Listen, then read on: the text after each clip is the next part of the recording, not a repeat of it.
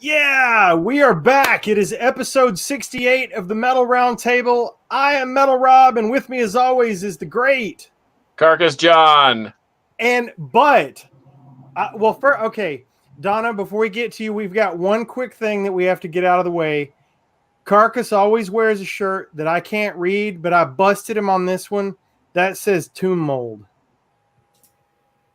You are correct. Okay, I win. Ding, ding. I was going to wear the shirt in the background that some nice man in Hong Kong made. The Eddie Van Halen Frankenstrat paint job bowling shirt.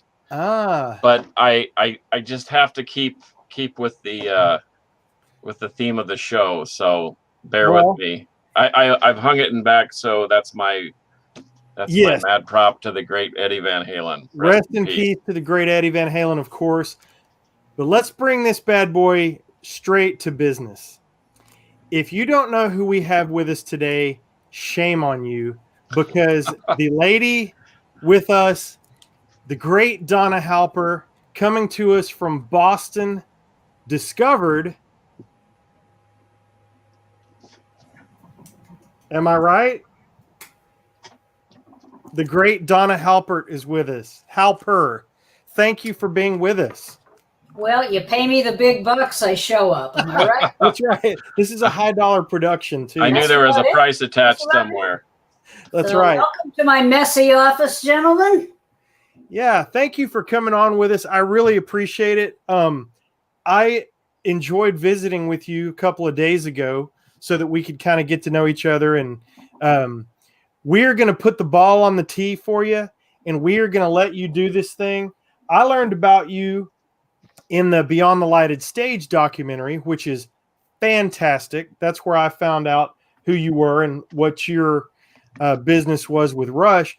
But just give us a quick rundown about how you got started in radio, and tell us about jobs for women in radio then. And obviously we want to get to the bigger question. Well, we can get to jobs for women in heavy metal, which is a whole nother conversation. But I personally, as an aside here, I've always felt there were a lot more women who liked metal and who liked hard rock than anybody ever used to think. People would always say, oh, Rush is a dude's band. I'm like, yes and no. Over the years, I saw more and more and more women coming in to Rush concerts, buying Rush tunes, getting in touch with me on social media. Used to be in the early days, probably they went because their boyfriend or their husband dragged them kicking and screaming. But as time went on, you could go to a concert and you would see a wide range of fans of all ages, including little kids whose parents had just kind of turned them on to it. So, right. But anyway, so once upon in a kingdom far away, many, many years ago, and then the dinosaurs came, and so I was born, they tell me, but I don't remember because I was very little. Okay. But when I was growing up, I had this really bizarre childhood. Bizarre as in I went from living in a predominantly Jewish neighborhood to living in a neighborhood where we were the only Jews in a time when there was still a lot of anti-Semitism in the culture. So that was not terribly fun, and I don't recommend it. But the other thing that was interesting was I knew from the time I was a kid that I wanted a career. Now, today, it's like, ho-hum yawn, you want a career. But in the 50s, it was very, very traditional, okay? And if you were female, you were supposed to be a teacher, a nurse, a secretary, and you were supposed to get married young and have babies. Didn't want to do any of those things, okay? Nothing against getting married, maybe someday, one day. But at the time, my only thing was I wanted a career and I wanted to be in the media. And I don't know where I got it from. I didn't have anybody on either side of my family that was in the media. I also didn't have anybody on either side of my family that was in a non-traditional occupation. My mother was a housewife because that's what women were back then. And I'm not saying anything against it. I'm just saying she wasn't given a lot of options. Okay. It was like, you're married, you have to quit your job, and that's the end of that. Nobody asked whether you wanted to or not. So I grew up in a pretty traditional background, and I always felt out of place. And the thing that made me feel better was listening to the radio. The thing that made me feel better was music. The thing that made me feel better was rock and roll. Okay. And I always loved rock and roll. Rob, did you find that as well? Did you have that? Because you're kind of gesturing at your Black Sabbath thingy. And I'm absolutely. like, yes. Donna, I grew up the biggest radio fan that there was, specifically rock and roll radio.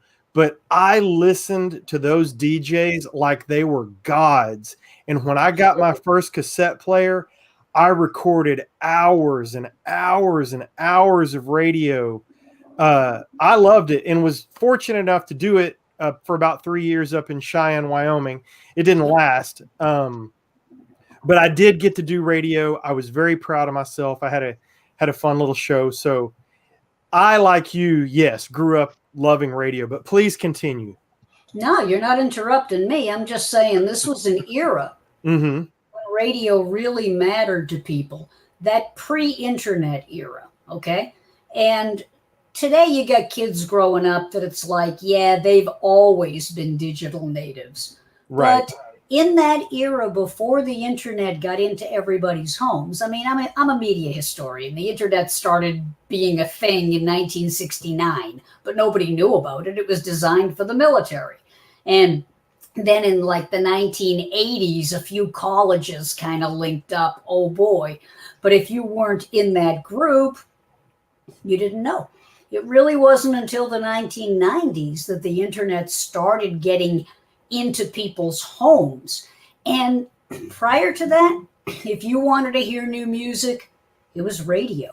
You relied on radio, and you'd get your like cassette player or your, CD player later on, vinyl back before that, and you couldn't wait for the new music. Did you know there used to be record stores back in the 30s, 40s, even into the 50s, where they'd let you come into the store and go into a listening booth and hear some of the new music and decide if you wanted to buy it. So music was a big part of my life. Now, my parents were into big band, so they kind of apprenticed me into like, oh yeah, here's the big bands.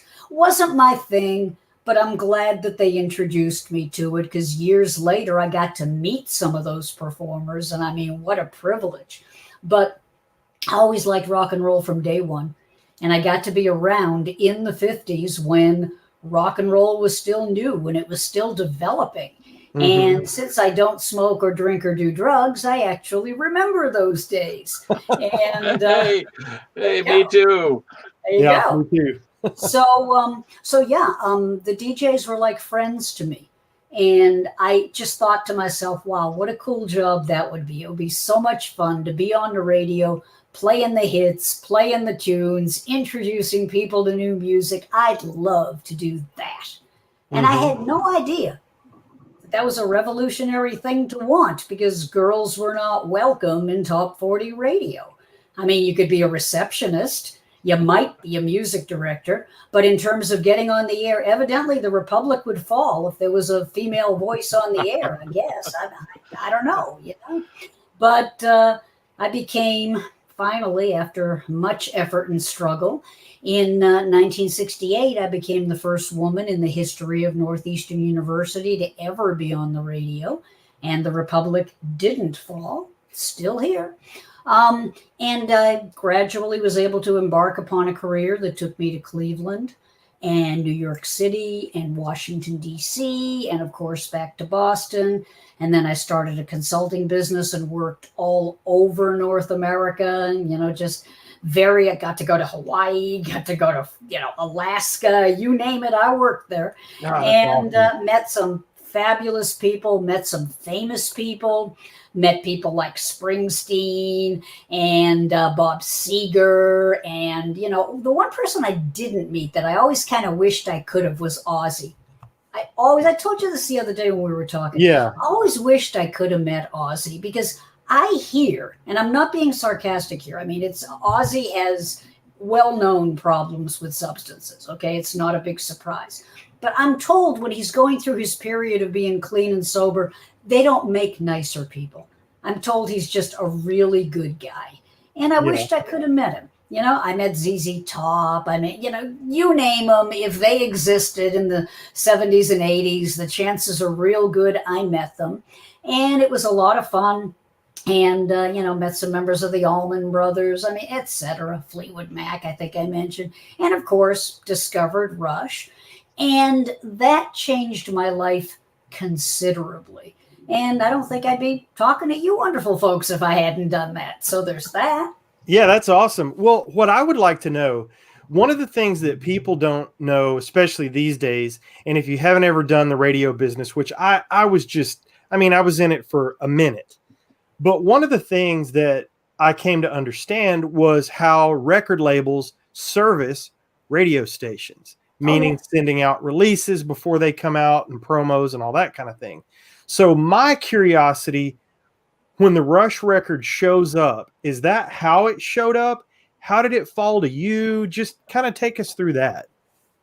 Well, there were two ways to get music back then.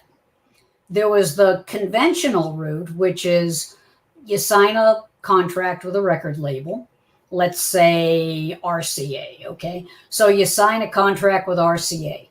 And when your new record comes out, the record promoter from RCA goes around to the major radio stations and brings a copy of the new record. Now, in some cases, they did it creatively. They had cute things they did. I remember there was a song called Skater Boy, and the promotion person came in on roller skates, you know, just to kind of call attention to Skater Boy, you know, that kind of thing. And in fact, I remember when Kiss had a song that was a dance music song called I Was Made for Loving You. Wonderful record. I'm sorry, even if you hate Kiss, that's a great song. I love that song. Wonderful on the radio. But by that time, Kiss was a really polarizing band. Some people liked the whole makeup thing. Some people didn't. And the record promoter was worried that radio stations would just automatically go, oh, Kiss, ew, and they wouldn't play it. So he brought it around and he blocked off the name of the band. Yep. He blocked off the vinyl so that you couldn't see what the name of the band was. And he was, oh, I got this new band. I got to play this for you. Just got this in. What do you think? And we loved the record. I was in Boston at the time. Loved the record. I'm like, I'd play this in a heartbeat. Which band is this? And he was like, well, it's Kiss. And I'm like, really? Okay. But anyway, so yeah, that was the conventional way. The record company signed a band. The radio stations were serviced by the record promoters based on the size of the market. If you were in a small market, they just mailed it to you. If you were in a bigger market, they actually came to see you once a week. Okay. Mm-hmm. Then there was this other way, and that was imports, particularly on album rock FM stations. They played a lot of songs that were a big deal in other countries, but hadn't been signed to the States yet necessarily.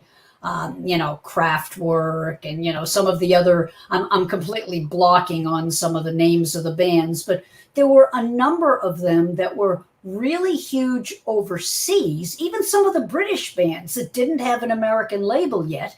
And we'd just send for them. We'd get in touch with a record store, remember record stores? Oh, yeah. And, pay the postage, and they would just send it to us. And Curved Air is another one that comes to mind, and various others. And we'd get them, and then we'd play them. And then if, in fact, we could create a little buzz, maybe an American label would sign them. And then there was how Rush happened. And how Rush happened was because of an act of kindness. And I've told this story before, but I think it's worth telling again. There was a guy named Bob Roper, and I'm still in touch with Roper to this day. Okay, he's long since out of the biz, but we still keep in touch. Roper was working for a record label called A&M of Canada. The A&M was Herb Alpert and Jerry Moss, okay? And Herb Alpert had a big mellow jello hit called This Guy's in Love with You. He also had a band called the Tijuana Brass. They did a great song called The Lonely Bull, etc., etc. I mean, he was making money hand over fist, in other words. But he had a record label up in Canada. And the guys in Rush were this local Canadian band in Toronto. They played the clubs, and they did a homemade record on Moon Records, okay? And they played it, evidently, for Bob Roper at A&M of Canada. And lots of nothing. He was out. Roper was not ready for prime time. But Roper heard something. And he sent it down to me in a regular, just manila envelope, as I recall, with a note saying, we're not going to sign these guys. We just don't think they're ready. But he said, I hear something. And I've seen them play, and I hear something. Tell me what you think. And he didn't have to do that. They had already passed. He wasn't going to get a dime for doing this, okay? It wasn't like there's a signing bonus and he gets his fair share. Nothing. They had already said, no, we're not signing them. But he sent it down to me. And the moment I heard Working Man, I absolutely knew. Now, as I've said many times before, I didn't know that we'd become friends for 4 decades. I didn't know that I'd still be in touch with Roper years later. I didn't know that the guys would go on to have Umpty Fumpty Gold records and I'd be with them when they were on the Hollywood Walk of Fame or when they were inducted into the Rock and Roll Hall of Fame. I was just a music director doing my job, and the record took off in Cleveland. Working Man became huge for us. So did Finding My Way and a few other songs from the album. The band got a record contract. They were signed to Mercury in the States. They went on to become wildly popular with all kinds of folks. And they kept in touch with me over the years, and I kept in touch with them. And I fought to get them a star on the Walk of Fame. And I fought to get them inducted into the Rock and Roll Hall of Fame. It wasn't just me. It was a group of us, but we were relentless. We loved them. We believed in them. And you know something? I'd do it again if I had to, because these are 3, God rest Neil's soul, but these are 3 of the nicest human beings you could ever meet. And I'm not just saying that because we're friends. I didn't know them back then. And what I can say is success never spoiled them. It never changed them. They were never the kinds of people that were like, don't you know who I am? I mean, they were just like really good guys. And I respect that about them, and I respect their music. And that's probably more than you ever wanted to know. Oh, no. You to tears, you're going to sleep over in the corner. Should I take that personally? No, Carcass, are you kidding? I could listen to her talk all day. No, and sometimes it's best just to keep one's mouth closed. I had some roommates, so that's why I'm listening with in awe. In fact, our buddy Henry Vasquez, who owns an actual record store, by the way, there's not a whole lot that he doesn't know, and he even said, "Wow!" So that's an interesting take. I had some Canadian roommates in college, and they were, Rush were their heroes, and one thing that they did mention is that it's hard for an American band, at least in this time, and we're talking about the 80s, it was harder for an American band to get Canadian airplay than it was for the Canadians to get American airplay. So the fact that there's also an irony there, John. Up in Canada, the music industry was such that you didn't get any respect unless you had a hit in the United States. Now that's changed a little bit, okay? And there were some bands that just rejected that whole thing, like the Tragically Hip, who were perfectly happy to be popular only in Canada. Thank you very much. But by and large, Neil Young, Joni Mitchell, and a whole, Burton Cummings, the Guess Who, Bachman Turner Overdrive, a whole host of others. If you didn't have a hit in the States, then suddenly it was like, oh, okay, up in Canada, you're all right. So a number of bands felt like they had to leave in order to become popular. And Rush, their success in America redounded to their benefit up in Canada. Well, I think it fueled their success worldwide, because you gave them a chance, and it became like you striking a match on gasoline, and it just spread like wildfire. I think it's very interesting. What music directors do. And the thing that I feel sad about, if Rush came along today, I couldn't do much for them. I still was in that era when radio ruled. Radio could make a hit. Radio could break a new artist. Radio could introduce people to music they hadn't heard before. And I mean, yeah, sure, radio's still out there and it's still in the mix, but that's the point. It's in the mix. It's one of a multitude of ways to hear new music. Back then, if you couldn't get radio airplay, and this made college radio really important. This made, FM radio really important. There are so many bands that owe their success to getting airplay on the radio.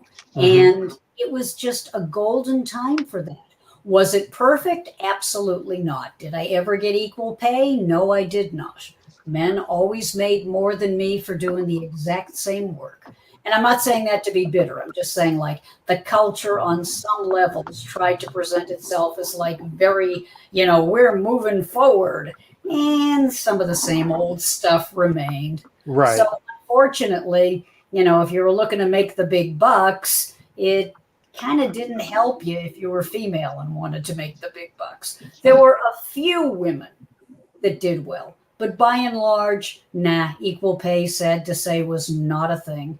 And the reality is, though, that I got to meet so many amazing people, okay? I'm not sitting here being bitter. I'm not sitting here being angry. Maybe I sound like I'm a whiner. I'm just stating a fact. There was no golden age. When people talk about, oh, yeah, let's bring back the good old days, I'm like, really?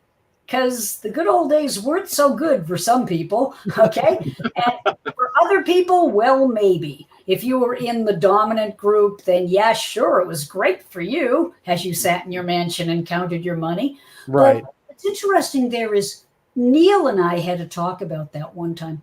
Neil Peart, God rest his soul.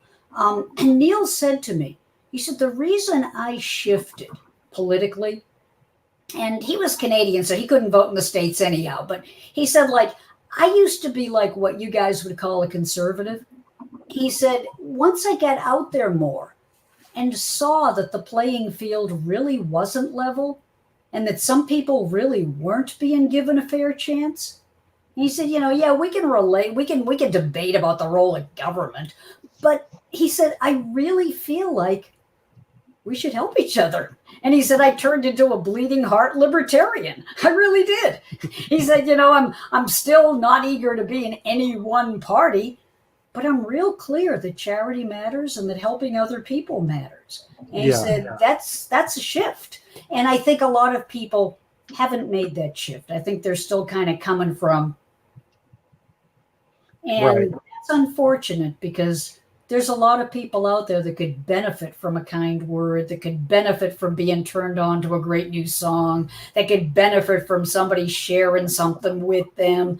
And that's one of the things I kind of miss about the old days. There was more willingness from people to just collaborate, cooperate, put aside some of their differences and unite around music. The thing I loved the most about Rush is that their music brought people together from so many different ideologies. You had righties, you had lefties, you had centrists, you had religious people, you had atheists. But everyone could find a song they liked. Everyone could find some lyrics that spoke to them. I miss those days. I really do. And I really feel good about the fact when somebody gets in touch with me, because I'm pretty publicly center-left politically. Okay, I'm a little bit right on some things, a little bit center on some things, but generally I'm center-left, okay? And sometimes conservatives will get in touch with me and say, I don't agree with you politically, but we can all agree on Rush. And I'm like, yeah, that. Okay. More of that. Yeah. Yeah. But if you can just find something, there was a stupid top 40 song back in I think it was the 80s called Breakfast at Tiffany's. Okay. And I think you're smiling. You know the song I'm referring to. Oh, yeah. And well, I said, what about Breakfast at Tiffany's? And she said, yes, I remember that film. And I said, I recall we both kind of liked it. And I said, well, that's something we've got. And that's exactly where we are. Okay. If we can just find something that can bring us together in difficult times, that's better than fighting with each other.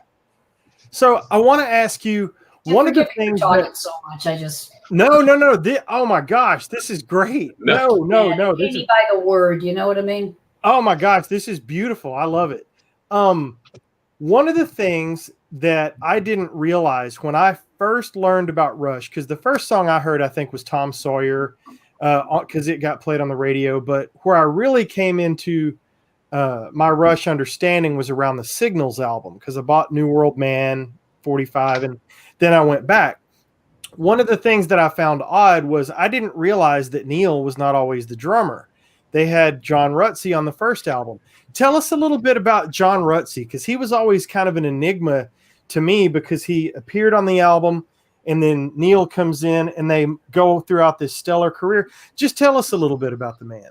Well, Neil came along in the summer of 74. But prior to that, and the guy that they played with in the clubs and the guy that was on the first Rush album was John Rutsey. And John Rutsey was a diabetic. Now, there have been rumors online, and I bat them down every time I see them, that he had a drug problem. He did not. He was a diabetic in that era before the modern world. Like today, if any of you are diabetics, what do? You take your little pen with you, you take everything, you just go and live your life and this and that. Couldn't do that back then. By and large, if you were a diabetic, in many cases, if you were severe diabetic, you had to go to the hospital every day to get treated, okay? Like outpatient. And the idea that you could be a rock and roll drummer and a diabetic. And John was a kid. He wasn't taking care of himself. He wasn't eating the right foods. And gradually, it became real obvious that he wasn't going to be healthy enough to do the kind of stuff that Rush needed to do. He was a pretty good basic 3-chord rock and roll drummer, okay? I mean, he was never going to make the world forget the best rock drummer who's ever lived, but he wasn't a slouch either, okay? Right. I mean, do what needed to be done. You and I talked off air the other day about Ringo Starr. He reminds me in that regard of Ringo. When Ringo first got started, it was like, ba-dum, ba-dum, ba-dum, ba-dum, ba-dum, ba-dum, I'm asleep, But as time went on, Ringo started learning the art of drumming to the point where, to this day, there are people that say, don't underestimate that guy. Listen to some of the middle period Beatles stuff. Some of those backfills are like, that's Ringo? Well, yes, it is. Because he was always trying to improve. He was always trying to learn new things. And he really did grow as a drummer. Rutsey never got the chance to grow as a drummer. His illness really did take over his life. And in the end, there were two things that, and I don't want to speak for the band, but this has been in print for heaven's sake, and it happens to be true. Sure. The band kind of wanted to take a new direction anyway. And they sort of realized that John's health wasn't going to allow it to be possible. Plus, they needed somebody that could write more advanced lyrics, okay? Somebody that could take them to the next level. And they knew it. And ultimately, John left the band. Now, there are various stories about whose idea it was, but let's just say that John always felt like he got dealt a really bad hand. Okay. And some of it had nothing to do with the band. I mean, that's just the way health was back in those days. if he were living today, he could be a pro athlete, for heaven's sake. He could be a marine biologist. He could be anything you wanted to be, because diabetes doesn't have to stop you. They've got all kinds of easy to take treatments. None of it was easy back then. And as a result, his career as a rock and roller outside of Toronto was going to be a problem. So he left the band. And I'm sure he was bitter about it, and I'm sure he was angry about it. Not necessarily angry at the guys, but like I said, angry at the hand that he was dealt. Mm-hmm. And they didn't forget about him. But in the end, Neil was a better fit for the next thing that they needed and for where they wanted to go. And that's exactly what happened. And I wonder if Neil was kind of amused that one of the most popular songs the band had was Always Working Man. And to some degree, that was kind of a little tribute to John Rutsey. Right. In peace. Yeah. Well, so in peace as well. I appreciate you sharing that with us, because I knew when you and I talked the other day, what I thought versus what you knew were two different things about John Rutsey. And so I appreciated you sharing. What did you hear? Well, the same rumors, like you had said, and they touched on it in the documentary for a while, but I just enjoyed, someone that knew him and met him. I just enjoyed hearing you talk about what kind of a person he was. So I only met him once. And like I said, I was pretty aware that it was problematic for him to travel outside of Toronto. Gotcha. So you get the record and you start playing Working Man on Cleveland radio. Am I right? That is correct. WMX. Okay. How do you actually meet and get to know Rush and form that relationship that has lasted 40 plus years? Well, they have this amazing thing called the telephone. Yes. And back in those days, people used it. Okay. So it was a thing. I mean, I got one right here. It's a thing. Yeah. And all joking aside, I communicated with the record promoters by telephone. This is what you did.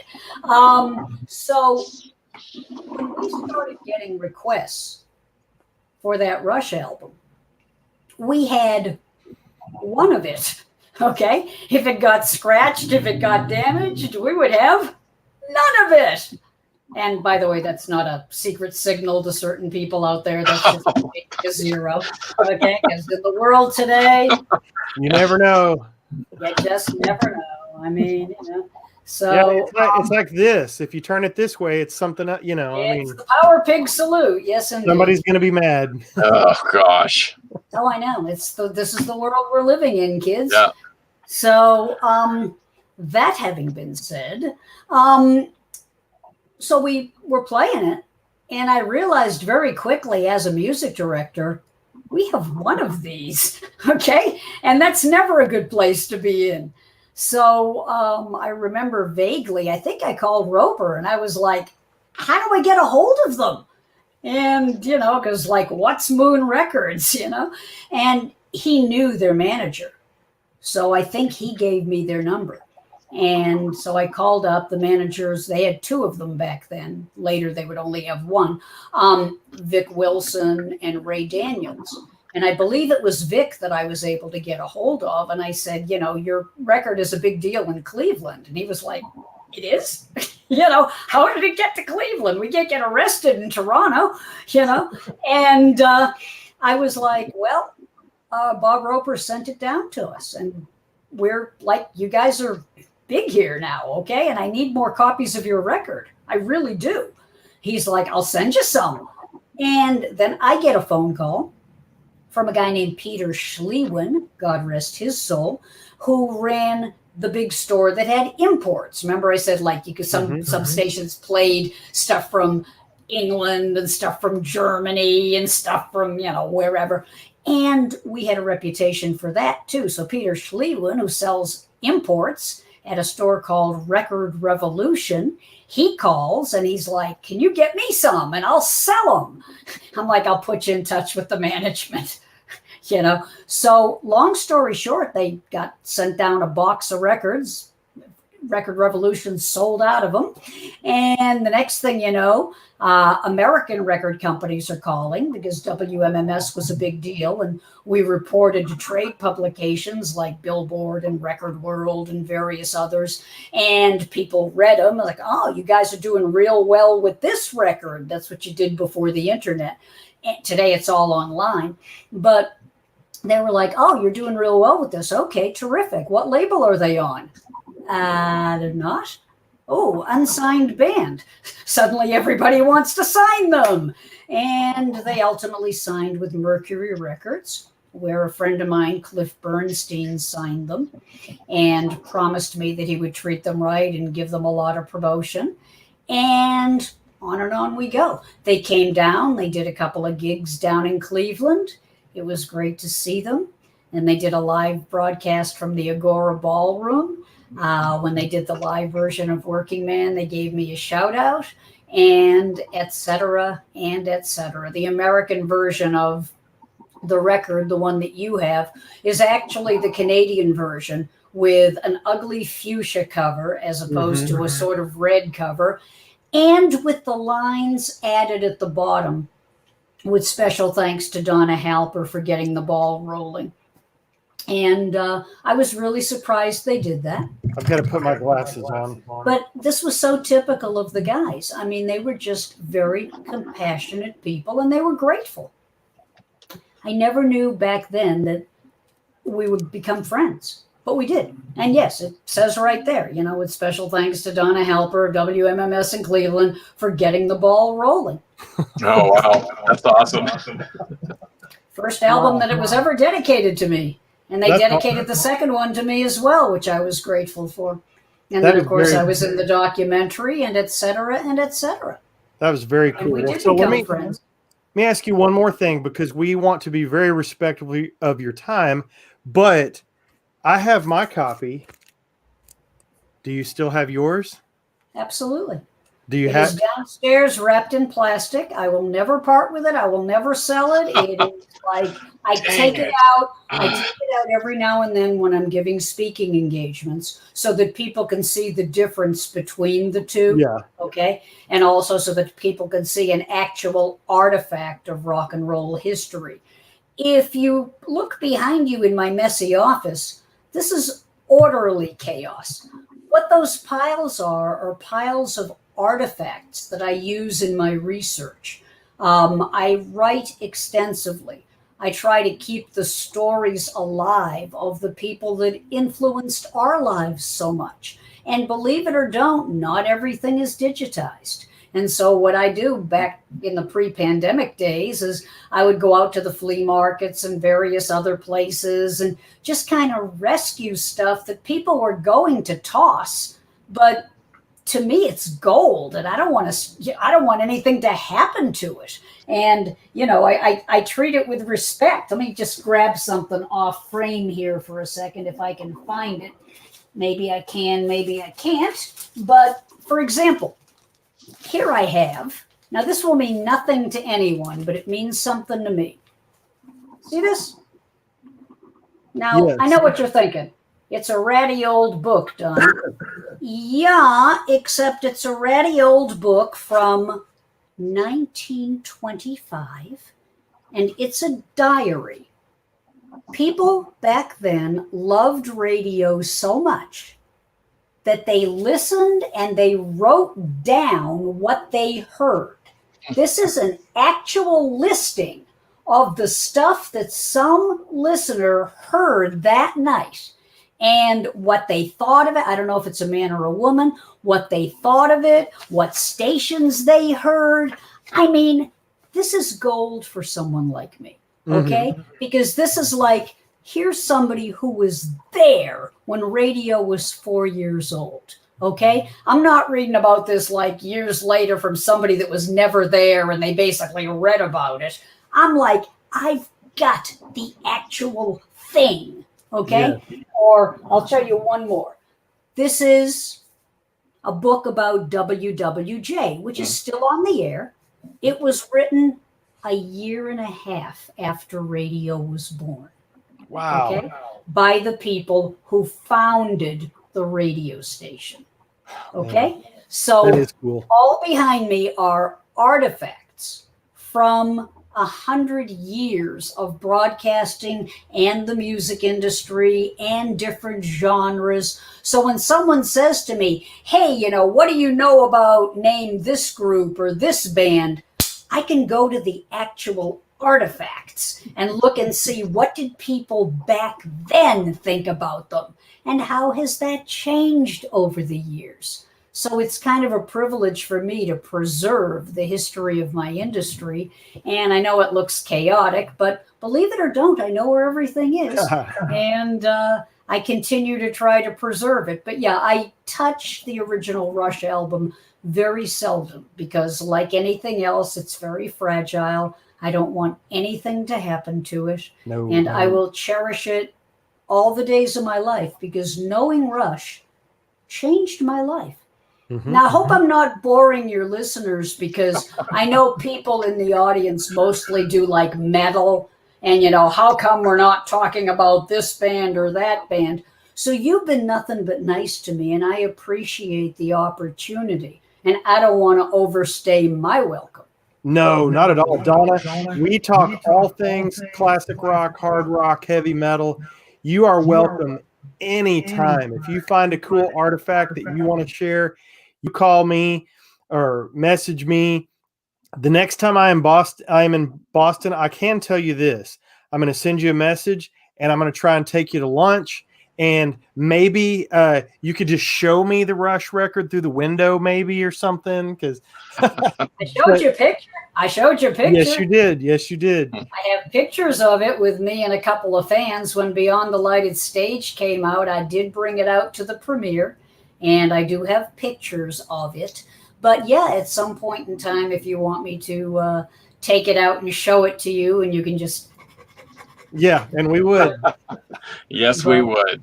Carlos, what have you got for the great Donna Halper? Well, the irony is without bands like Rush and that early crossover from through the 60s into the 70s, I mean, there probably wouldn't be heavy metal as we know it. In fact, I'm a little older than Rob, just a little bit older.